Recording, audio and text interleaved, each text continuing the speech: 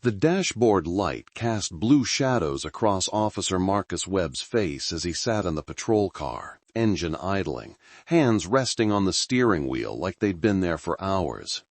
Outside, the rain had started, soft at first, then harder, drumming against the windshield in a rhythm that matched nothing inside him. The street was empty, except for one car pulled over on the shoulder, hazard lights blinking orange in the downpour. It was a sedan, old, rusted around the wheel wells, the kind of car that told you everything about who was driving it before you even walked up to the window. Marcus stared at it through the rain-streaked glass. His partner, Officer Dan Collier, had already stepped out, young, confident, the kind of cop who walked with his chest out and his hand near his belt, like the world owed him something. Marcus watched him approach the driver's side window, flashlight cutting through the rain, and he felt something tighten in his chest. Something old, something he'd buried 23 years ago under a badge and a promise to himself that he'd be different. But tonight, sitting in that patrol car with the heater humming and the radio crackling with dispatch chatter, Marcus wasn't sure anymore.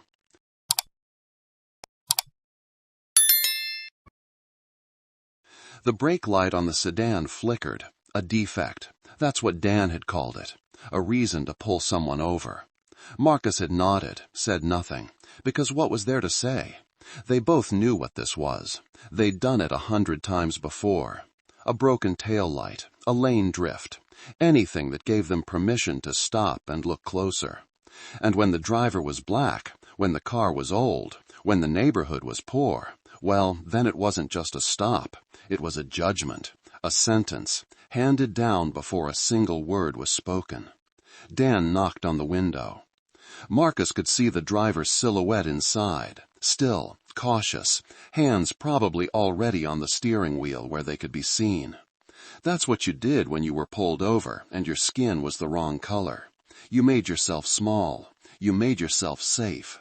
You swallowed every ounce of dignity you had and hoped the man with the badge was having a good day. The window rolled down slowly. Dan leaned in, and Marcus couldn't hear the words, but he didn't need to. He knew the script. License and registration. Do you know why I pulled you over? Have you been drinking tonight? And underneath it all, the unspoken question that hummed like a live wire between every word. Are you a threat? Marcus closed his eyes. He was 12 years old again, sitting in the back of his uncle's car, hands on the dashboard, heart pounding so hard it hurt, watching his uncle, gentle, church-going Uncle Raymond, get yanked out of the driver's seat by 2 officers who looked at him like he was already guilty of something. They'd searched the car, found nothing, told Raymond he fit the description of a suspect. Which suspect? What description? No answer. Just the weight of a knee on his back, and the sound of handcuffs clicking shut, while Marcus sat frozen in the back seat, too scared to cry, too young to understand that this was the shape his life would take. That was 23 years ago. And here he was now, wearing the same uniform as the men who'd put his uncle on the ground. Marcus opened his eyes. Dan was still at the window, talking. The driver was nodding, compliant, respectful, everything you were supposed to be when a cop pulled you over. But Dan's posture had changed. His hand was on his holster now, not gripping it, just resting there. A message, a reminder. Marcus felt his stomach turn. What was he doing here? What had he become? And then Dan looked back at the patrol car, his face lit by the flashlight's glow, and he gestured for Marcus to come over. The rain was getting heavier. Marcus grabbed the door handle. But before he stepped out into the cold and the rain and the weight of everything he'd been carrying for 23 years, one question burned in his mind like a lit match in a dark room. What if the man in that car was just like his uncle? And what if Marcus was about to become the officer he'd spent his whole life trying not to be? Marcus Webb had been a cop for 11 years. People who knew him said he was one of the good ones. patient, fair, the kind of officer who'd help an old woman carry her groceries to her car or sit with a kid who'd gotten separated from his parents at the mall. He didn't yell, didn't escalate, didn't see every interaction as a battle to be won. In a department full of men who carried their authority like a weapon, Marcus carried his like a responsibility. But no one knew why. No one knew about Uncle Raymond, about the night Marcus sat in the back of that car, watching the man who taught him to fish and tie his shoes get thrown to the ground for the crime of driving while black. No one knew that Marcus had joined the force because he thought he could change it from the inside, that he could be the officer he'd needed that night, the one who saw people instead of profiles, who asked questions instead of making assumptions. 11 years in, and Marcus still wasn't sure if he'd succeeded. He lived in a small house on the east side of town, the kind of neighborhood that had been built in the 50s and forgotten by the 70s. The paint on his porch was peeling. The grass in his yard was patchy, but it was his, and it was quiet, and that was enough.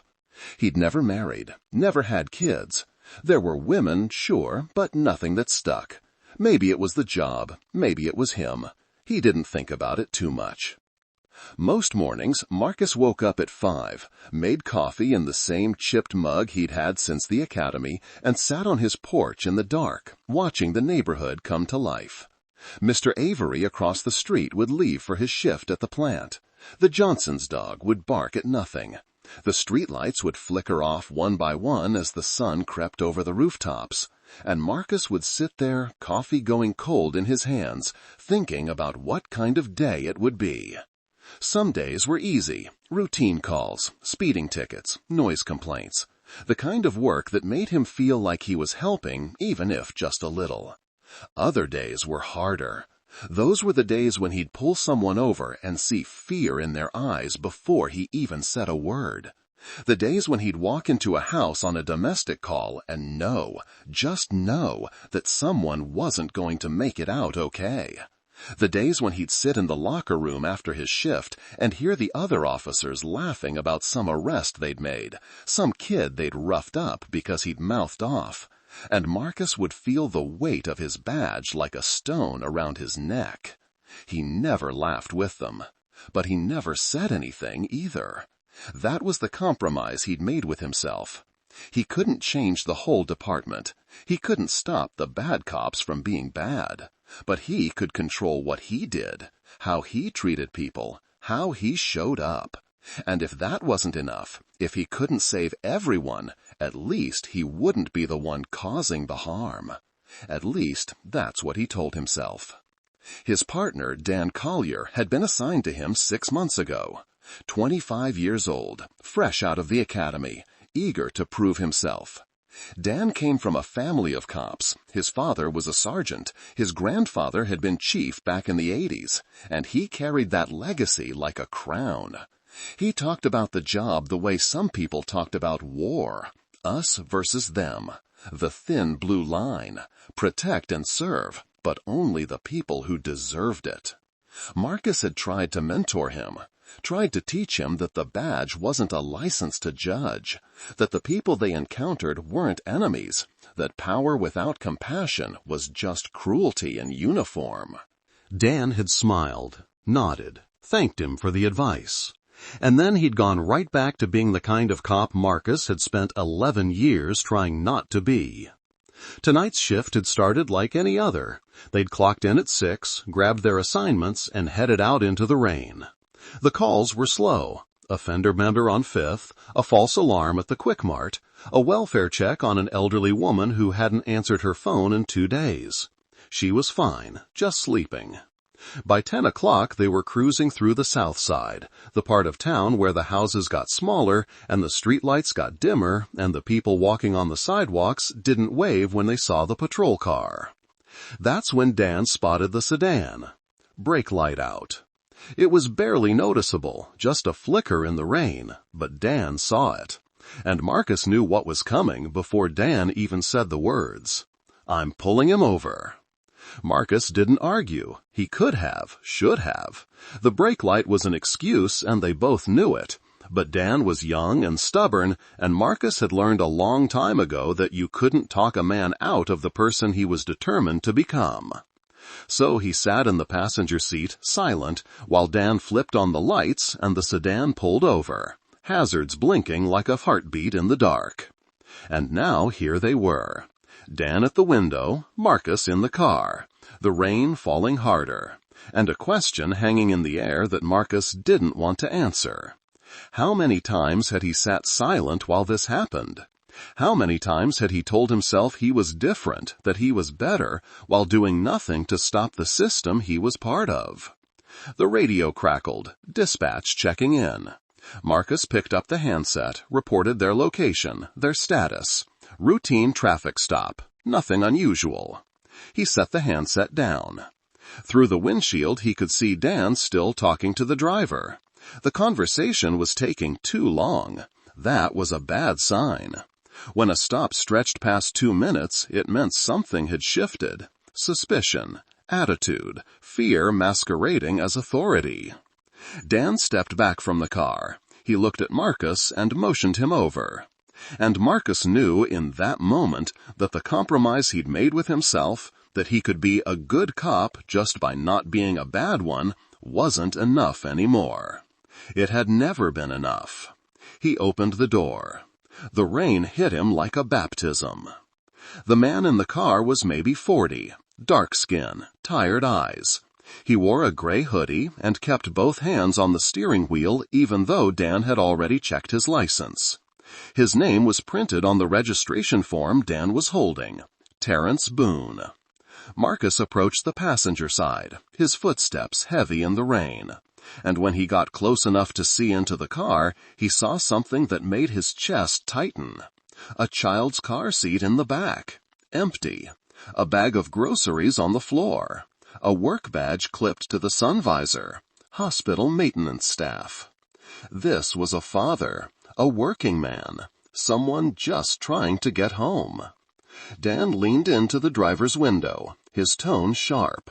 "Mr. Boone, I'm going to need you to step out of the vehicle." Terrence didn't move. "Why? I gave you my license, my registration. I wasn't speeding." "Step out of the vehicle, sir." "I have a right to know why." "Step out of the vehicle." Marcus felt something crack inside him.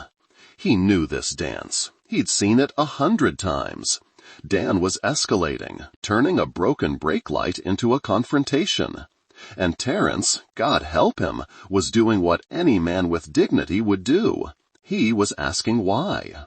But asking why, when you were black and pulled over on a rainy night in a part of town that didn't trust cops, wasn't an act of dignity.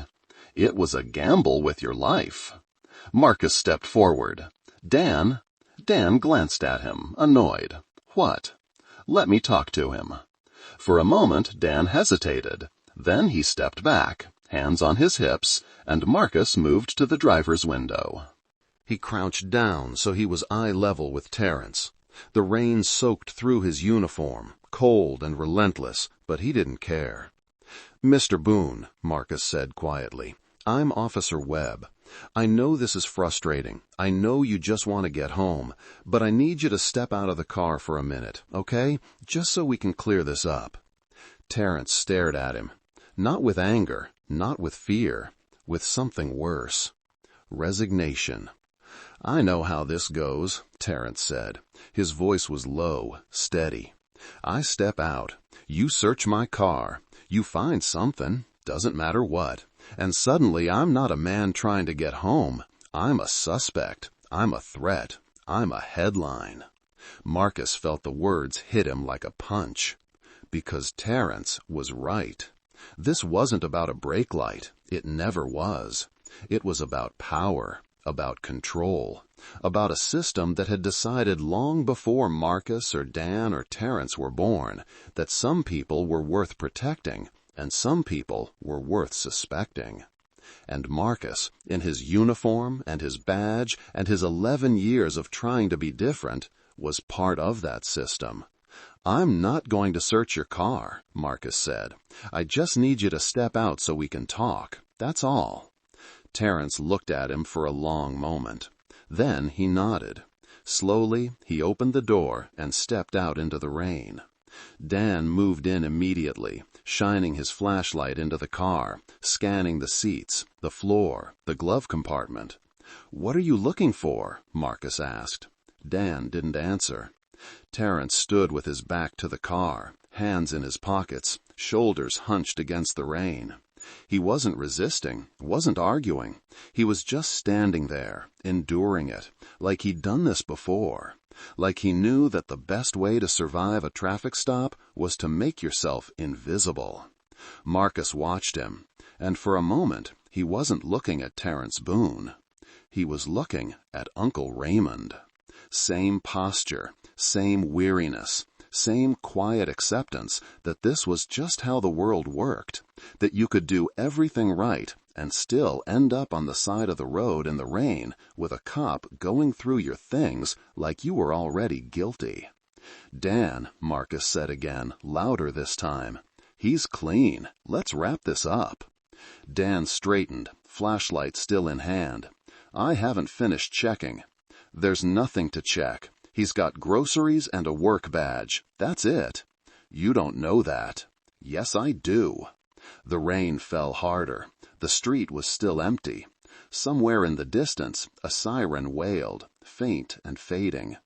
Dan stepped closer to Marcus, lowering his voice. "You gettin' soft on me, Webb." "My job," Marcus said, his voice calm but edged with something sharp, "is to protect and serve, not to harass a man who's done nothing wrong." Dan stared at him. Then he shook his head, muttered something under his breath, and walked back to the patrol car. Marcus turned to Terence. "You're free to go, Mr. Boone." Terence didn't move. "Just like that?" "Just like that." "What about the brake light?" "Get it fixed when you can. I'm not writing you a ticket." Terence looked at him, and for the first time Marcus saw something other than resignation in his eyes. Confusion, suspicion, a flicker of hope that maybe, just maybe, this cop was different. "Thank you," Terence said, quietly. Marcus nodded. He wanted to say more, wanted to apologize for the stop, for Dan, for a system that treated men like Terence as suspects before they even opened their mouths. But what good would words do?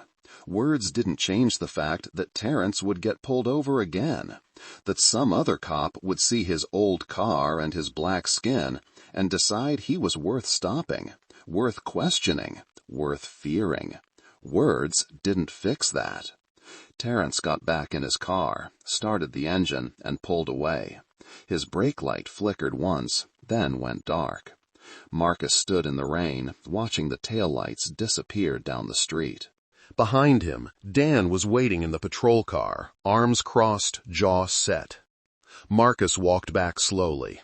He opened the passenger door, slid into his seat, and for a long moment, neither of them spoke. Then Dan broke the silence. "You made me look weak out there." Marcus stared straight ahead. "I stopped you from making a mistake." "Mistake? I was doing my job."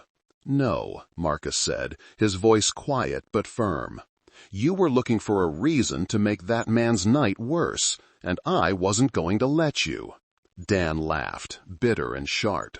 "You think you're better than me, don't you? You think because you're—" He stopped himself, but the words hung in the air anyway. "Because you're black?" Marcus turned to look at him. "Say it, Dan." Dan's hands gripped the steering wheel. "I didn't mean—" "Say it." But Dan didn't. He just shook his head, put the car in drive, and pulled back onto the road. They drove in silence for the next hour. Call after call. A noise complaint. A shoplifter at the drugstore. A drunk couple arguing in the parking lot of a bar. Routine. Mechanical. But the tension between them never lifted. It sat in the car like a third passenger, heavy and suffocating. By midnight, Marcus was exhausted. Not from the work, from the weight of it all. The compromises, the silence. The way he'd spent 11 years telling himself he was making a difference, when all he'd really done was survive in a system designed to break people like him. People like Terrence. People like Uncle Raymond. They were parked outside a gas station, engine idling, when Dan finally spoke again. "I'm putting in for a new partner." Marcus didn't respond. "I can't work with someone who doesn't have my back," Dan continued. "You're too soft, too worried about feelings. This job isn't about feelings. It's about order. It's about making sure people follow the rules." Marcus turned to him. "What rules did Terrence Boone break?" Dan didn't answer. "He had a broken brake light," Marcus said. "That's it. He wasn't speeding, wasn't drunk, wasn't a threat. But you treated him like a criminal because he was driving an old car in a poor neighborhood? And you know what? You're right. This job is about order. But whose order? Who decides who gets pulled over, who gets searched, who gets treated like a human being, and who gets treated like a suspect?" Dan's face hardened. "You don't get it, do you? You think you're one of the good ones. But out here, there are no good ones. There's us and there's them. And the second you start picking them over us, you're done." Marcus felt something shift inside him, a wall crumbling, a truth he'd been avoiding for 11 years finally breaking through. Dan was right. There were no good ones. Not because every cop was bad, but because the system itself was broken. And you couldn't be a good cop in a broken system. You could only choose which side of the break you stood on. "Maybe I am done," Marcus said quietly. Dan stared at him. "What's that supposed to mean?" Marcus didn't answer. He got out of the car, stood in the cool night air, and looked up at the sky. The rain had stopped. The clouds were clearing. Stars were beginning to show through the gaps, faint and distant. He thought about Terrence Boone, driving home to his family, his brake light flickering in the dark. He thought about Uncle Raymond, hands cuffed behind his back, face pressed into the pavement, while 12-year-old Marcus watched from the back seat.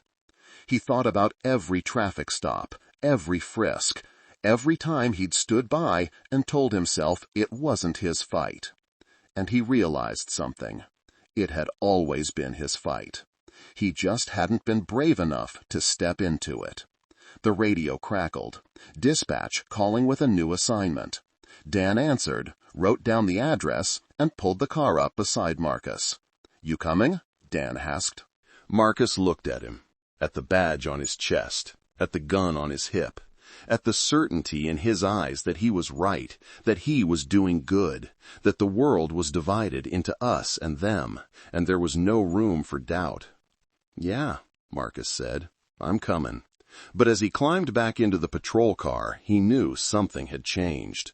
He wasn't done yet, but he was getting there. 3 weeks later, Marcus was sitting in the station break room, sipping coffee and staring at the bulletin board when Sergeant Hayes walked in. Hayes was a large man, not fat, but solid, the kind of build that suggested he'd played football in college and never quite let it go. He'd been with the department for 25 years, worked his way up from patrol to sergeant, and he ran his squad with the kind of authority that didn't need to be loud. When Hayes told you to do something, you did it. He poured himself a cup of coffee and sat down across from Marcus. "Heard you and Collier had some friction," Hayes said. Marcus didn't look up. "We're handling it." "That's not what I heard. Collier says you undermined him on a stop, made him look bad in front of a suspect." Marcus set his coffee down. "Is that what he said?" "That's what he said." "And what did the suspect say?" Hayes paused. "We don't take statements from suspects on routine traffic stops, Webb. You know that." "Yeah," Marcus said. "I know." Hayes leaned back in his chair, studying him. "You've been a solid officer, Marcus. 11 years. Clean record, no complaints. But lately I've been hearing things. That you're questioning calls, second-guessing your partner, letting people go when you should be bringing them in." Marcus met his gaze. "I let one man go because he didn't do anything wrong. He had a broken brake light. And I told him to get it fixed. That's not a crime, Sergeant." Hayes sighed. "Look, I get it. This job is hard. You see things, deal with things, and sometimes it wears on you. But you can't let it make you soft. The people out there, they're not all good. Some of them are dangerous. And if you hesitate, if you second-guess yourself at the wrong moment, you or your partner could end up dead." Marcus felt the familiar weight settle over him, the same speech he'd heard a dozen times before, the same logic that justified every bad stop, every unnecessary search, every moment of cruelty disguised as caution. "Sergeant," Marcus said slowly, "what if the person we're pulling over isn't dangerous? What if they're just a man trying to get home?" Hayes frowned. "Then they have nothing to worry about." "Unless we decide they do." The room went quiet. Hayes set his coffee down. "Webb, what's going on with you?" Marcus wanted to tell him, wanted to say that he was tired of the stops that went nowhere, tired of the fear in people's eyes when they saw his uniform, tired of being part of a system that treated some lives as more valuable than others, tired of pretending that wearing a badge made him better, when all it really did was give him the power to decide who got treated like a human being and who didn't. But he didn't say any of that. He said, "Nothing, sir. I'm fine." Hayes didn't look convinced. "Take a few days off. Clear your head. When you come back, I'll partner you with someone else, someone more compatible." Marcus nodded. "Yes, sir." He left the break room, grabbed his jacket from his locker, and walked out of the station into the bright afternoon sun. He didn't go home. Instead, he drove to the south side, to the street where they'd pulled over Terrence Boone. He parked on the shoulder, right where the sedan had been, and sat there with the engine off and the windows down, listening to the sounds of the neighborhood. Kids playing in a yard across the street, a dog barking, a woman calling someone to dinner. Normal, every day. The kind of sounds that made you forget, just for a moment, that this was the part of town people crossed the street to avoid. Marcus closed his eyes. He thought about Uncle Raymond, about the way he'd smiled through everything, even after that night. How he'd never talked about it, never filed a complaint, just went back to work and church and family dinners like nothing had happened. Because what was the point? The system wasn't designed to listen to people like him. It was designed to break them. And it had. Raymond had died 5 years ago. Heart attack. Stress, the doctors said. But Marcus knew better. It wasn't just stress. It was decades of swallowing rage, of biting your tongue, of living in a world that treated you like a suspect every time you walked out your door. Marcus opened his eyes. A car pulled up beside him, an old sedan, rusted, familiar. Terrence Boone. He stepped out, walked over to Marcus's car, and leaned down to the window. "Officer Webb," Terrence said. "Didn't expect to see you here." Marcus managed a small smile. "Got the brake light fixed?" Terrence nodded. "Yeah, day after you pulled me over. Figured I didn't want to go through that again." There was a pause. Then Terrence said, "You okay?" Marcus laughed, but it was hollow. "Why do you ask?" "Because you look like a man who's carrying something heavy." Marcus looked up at him. "Do you remember that night, what I said to you? That you weren't going to search my car?" "No. After, when I let you go. You looked at me like you didn't believe it." Terrence shrugged. "I didn't. Most cops, they stop you, they're looking for a reason to make it worse. You didn't. That made you different." "But not good." Terrence frowned. "What do you mean?" "I mean, I stopped my partner from harassing you. But I didn't stop the system that makes it normal. I didn't file a report, didn't call him out, didn't do anything, except make sure that one night didn't end badly for you. And then I went right back to work. Same uniform, same badge, same system." Terrence studied him for a long moment.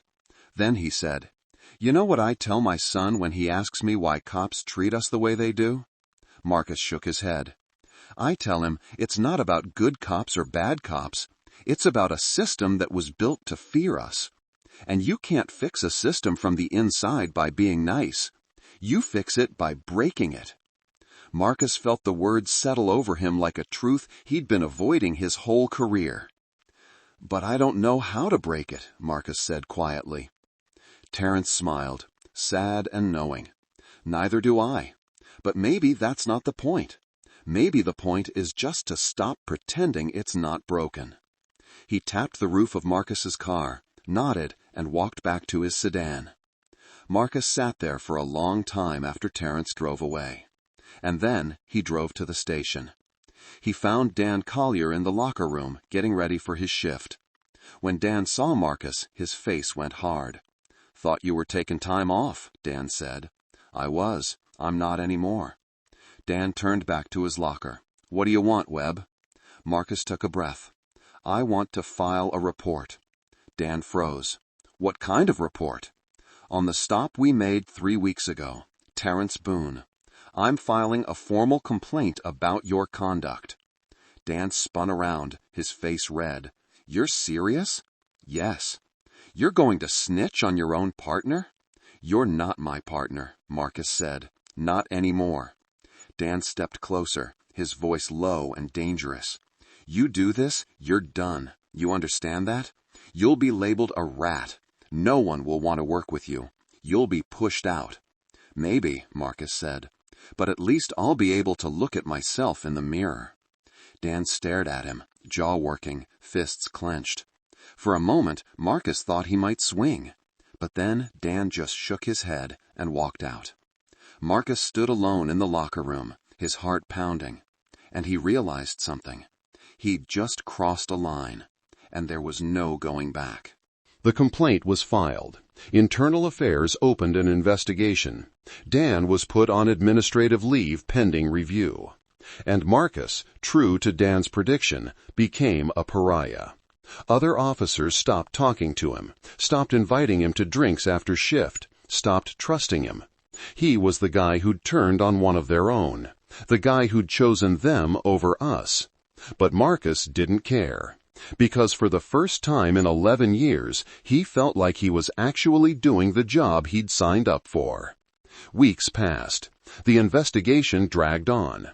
Marcus was reassigned to desk duty while Internal Affairs reviewed his statement and interviewed witnesses. It was boring, tedious work, but Marcus didn't complain.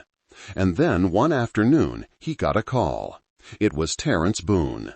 "Officer Webb," Terence said, his voice tight, "I need your help." Marcus sat up. "What's wrong?" "It's my son. He was pulled over. They're saying he resisted arrest. They've got him at the station. I don't know what to do." Marcus felt his chest tighten. "Which station?" "South Precinct." Marcus grabbed his keys. "I'm on my way."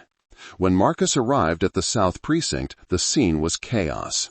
Terence was in the lobby, arguing with the desk sergeant. His wife was there too, crying, holding on to his arm. And through the glass doors that led to the holding cells, Marcus could see a young man, maybe 17, thin, wearing a hoodie, sitting on a bench with his hands cuffed behind his back. Terence's son. Marcus walked up to the desk sergeant. "What's the charge?" The sergeant looked at him. "Who are you?" "Officer Marcus Webb." "What's the charge?" "Resisting arrest, assaulting an officer." "That's a lie," Terence's wife shouted. "My son didn't touch anyone." The sergeant ignored her. "The arresting officer is filling out the report now. The kid will be processed and transferred to county." Marcus felt the anger rise in his chest. "I want to see the arresting officer. Now." The sergeant frowned. "You don't have jurisdiction here, Webb." "I don't care." The sergeant stared at him. Then he picked up the phone, made a call, and a few minutes later, a young officer walked out. Officer Jason Park. Marcus knew him. They'd gone through the academy together. "Marcus," Jason said, surprised, "what are you doing here?" "I'm here for the Boone kid. What happened?" Jason glanced at Terence, then back at Marcus. "I pulled him over. Broken tail light. He got mouthy, refused to comply, so I arrested him." "Did he assault you?" "He pulled away when I tried to cuff him. That's assault." Marcus felt his jaw tighten. "Jason, that's not assault. That's a kid who was scared. He resisted. He's 17 years old. Jason's face hardened. What's your problem, Marcus? You turning on cops now? Marcus stepped closer. I'm turning on bad cops. And if you charge that kid with assaulting an officer when all he did was pull away, then yeah, I've got a problem with you. Jason stared at him. Then he said, You're out of line. No, Marcus said. You are. The lobby went silent. Terrence and his wife were watching, along with the desk sergeant and a few other officers who'd wandered over to see what the commotion was about. Marcus felt the weight of their eyes on him, but he didn't care. He turned to the desk sergeant. I want that kid released, now. I can't do that without the arresting officer's approval. Marcus turned back to Jason. Drop the charges. Jason shook his head. Not happening. Then I'm filing another complaint, just like I did with Dan Collier, and this time I'm going to make sure it sticks. Jason's face went pale. You're bluffing. Try me. For a long moment, no one moved. Then Jason let out a breath, looked at the desk sergeant, and said, Let the kid go. The sergeant hesitated. Then he nodded, picked up a phone, and made the call. 10 minutes later, Terrence's son walked out of the holding area, rubbing his wrists where the cuffs had been. Terrence grabbed him, pulled him into a hug, and his wife started crying again. Marcus watched them, and he felt something shift inside him. This was it. This was the moment he'd been waiting for 11 years. Not to be a hero, not to save the world, just to do what was right, even when it was hard, even when it cost him. Terrence walked over to Marcus, his eyes wet. Thank you. Marcus nodded. Get your son home. Terrence hesitated. Then he said, You know they're going to come after you for this. I know. Was it worth it? Marcus looked at Terrence's son, standing with his mother, still shaking but free.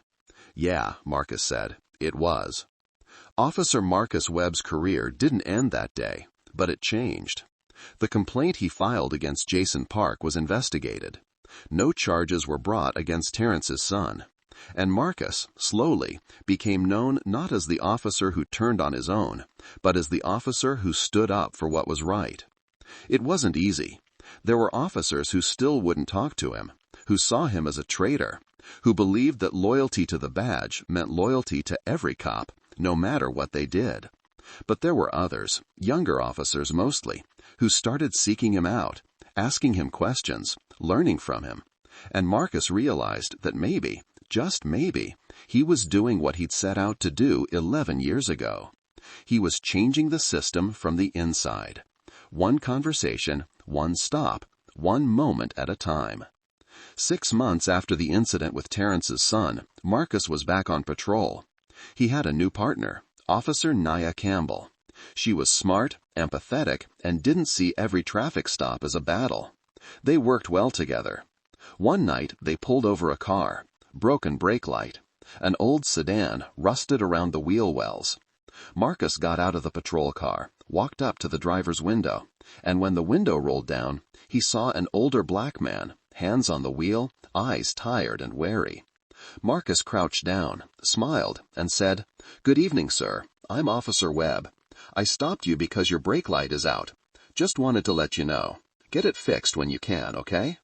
The man stared at him, stunned. "That's it?" "That's it." "You're not going to search my car? Ask me where I'm going?" "No, sir," Marcus said. "You haven't done anything wrong." The man's eyes filled with tears. "Thank you," he whispered. Marcus nodded, stood up, and walked back to the patrol car. Nia looked at him. "That was good work." Marcus shrugged. "It's just the job." But as they pulled back onto the road, Marcus thought about Uncle Raymond, about Terrence Boone, about every man who'd been pulled over for no reason other than the color of his skin and the poverty written on his car. And he thought about the 12-year-old boy sitting in the back seat, watching his uncle get thrown to the ground, and how that boy had spent 23 years trying to become something different. Not perfect, not a hero, just someone who saw people instead of profiles, who chose compassion over control, who understood that the badge on his chest wasn't a license to judge, but a responsibility to protect everyone. Not just the ones who look like him, not just the ones who fit the profile. Everyone. That night, Marcus drove home, sat on his porch, and looked up at the stars. The world was still broken. The system was still flawed. And tomorrow there would be another stop, another call, another moment where he'd have to choose between silence and action. But tonight, he'd done the right thing, and that was enough. Maybe it was never about arresting his own past. Maybe it was about learning to carry it, to honor it, to let it shape him into the officer Uncle Raymond had needed all those years ago. The officer Marcus had finally become. The rain started again, soft and steady.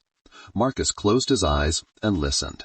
And for the first time in a long time, the weight on his chest felt just a little bit lighter. What would you have done? If you were Marcus, sitting in that patrol car, watching your partner escalate a stop over a broken brake light, would you have stepped in? Or would you have stayed silent, told yourself it wasn't your fight, and let the system run its course? It's easy to say we'd be different, to say we'd stand up, speak out, refuse to be complicit. But when the moment comes, when speaking up means losing your job, your friends, your safety, how many of us would actually do it? Marcus Webb spent 11 years trying to be a good cop in a broken system. And what he learned was this: you can't fix a system by being quiet. You can't change the world by compromising with injustice. You have to choose, every single day, in every single moment. Us or them, silence or action, comfort or courage. And the truth is, most of us choose comfort. But maybe that's not who we have to be. Maybe, like Marcus, we can learn to carry our past instead of running from it, to honor the people who came before us by becoming the person they needed, to understand that real change doesn't happen in grand gestures or viral moments, but in the small, quiet decisions we make when no one is watching, to pull someone over and see a person, not a profile, to speak up when everyone else stays silent, to break the system one small crack at a time. This story isn't just about Marcus Webb.